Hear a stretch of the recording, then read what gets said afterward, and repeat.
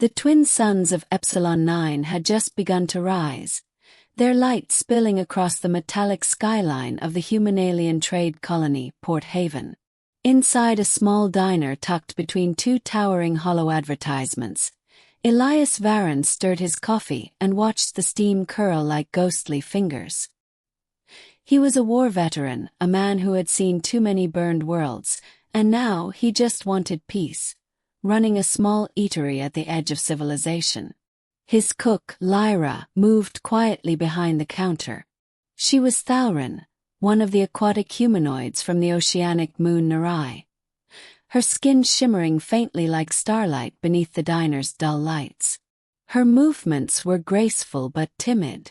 Elias had hired her 6 months ago, when she'd wandered in looking for work, barely speaking Galactic common, clutching a tattered datapad with her work permit. Elias liked her food. Customers did too. Her soups, made from Narration herbs and Terran spices, were the talk of the docking bays.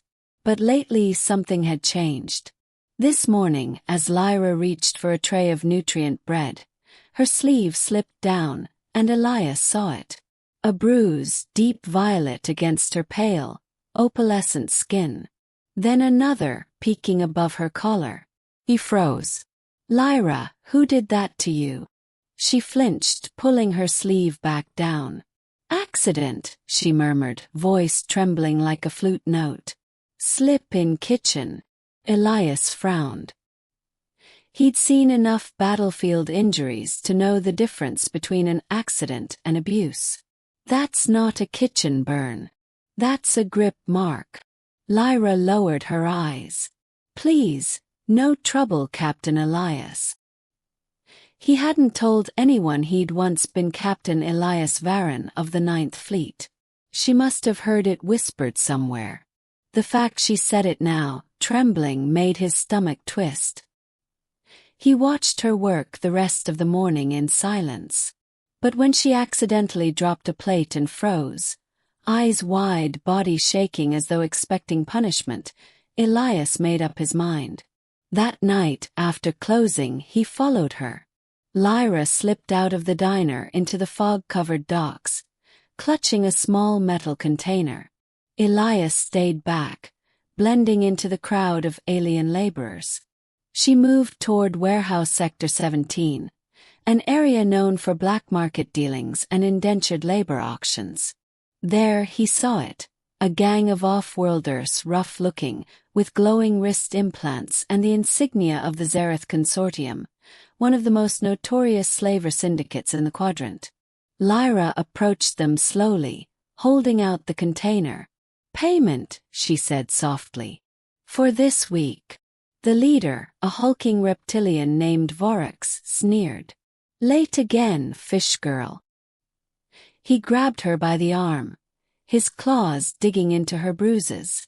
She cried out softly, and Elias's blood went cold. "I try more shifts," Lyra stammered. "Please. I just need." Vorax threw her to the ground. "You belong to the consortium until your father's debt is paid. No excuses."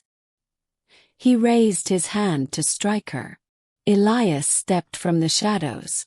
"Touch her again, and I'll break every bone you've got." The thugs turned. "And who the hell are you, old man?"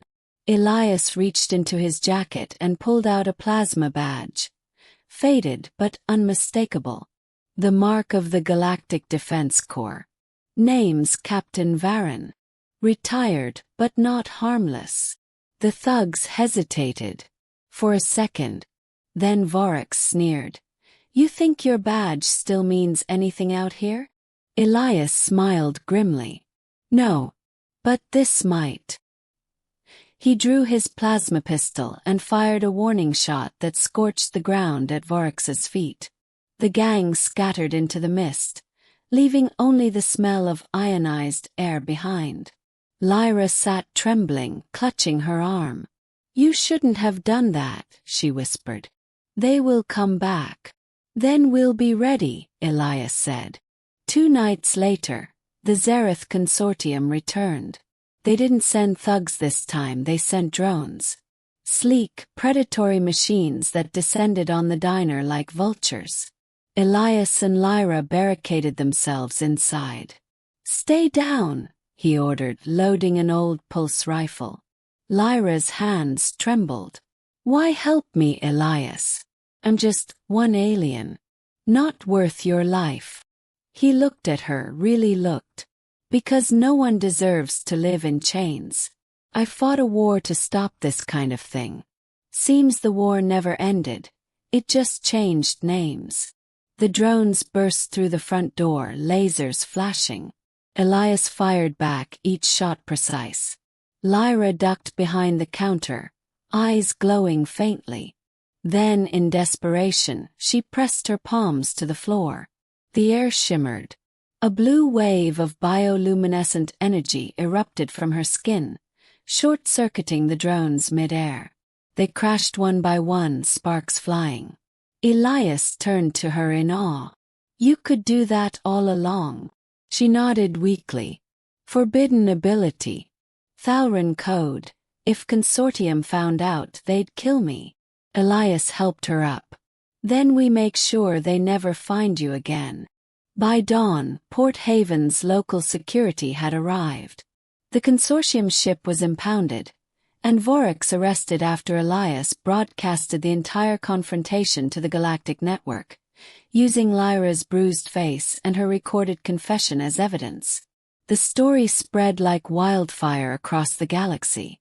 Within a week, slave trade networks were being raided on dozens of worlds.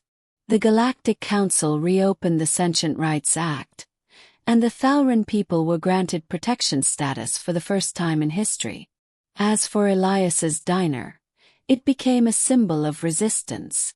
The sign above the door now read, "Free meals, free beings." Lyra still cooked there, but her smile was no longer shy. When the suns rose over Port Haven, she looked out the window and whispered, "Because of you, my people can breathe again." Elias smiled, sipping his coffee. "No, Lyra. Because of us." And somewhere far beyond the twin suns, the galaxy, long fractured by greed, took one small step toward justice. By dawn, the smoke had cleared. The once bustling Port Haven docks were silent except for the faint hum of the security cruisers that had surrounded the diner.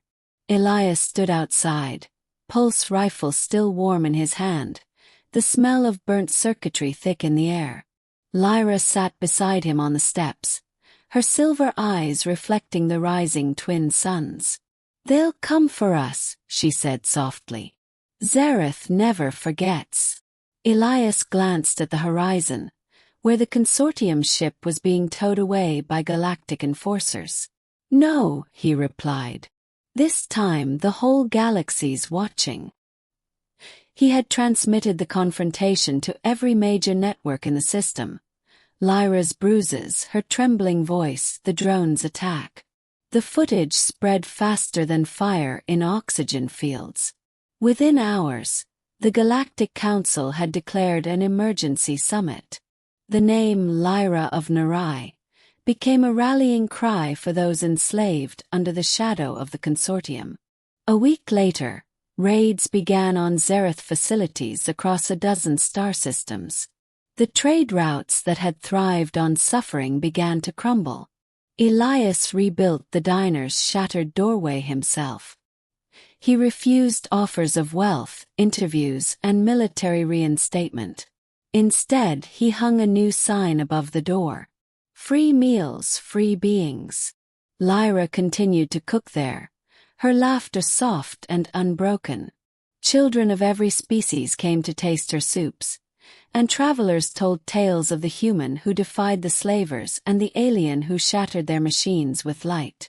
One quiet evening, as the suns dipped beneath the horizon, Lyra said, "You didn't just save me, Elias. You changed everything." He smiled, gazing at the stars. "No, Lyra. You did. I just noticed the bruises." And from that small act of compassion, the galaxy began to heal.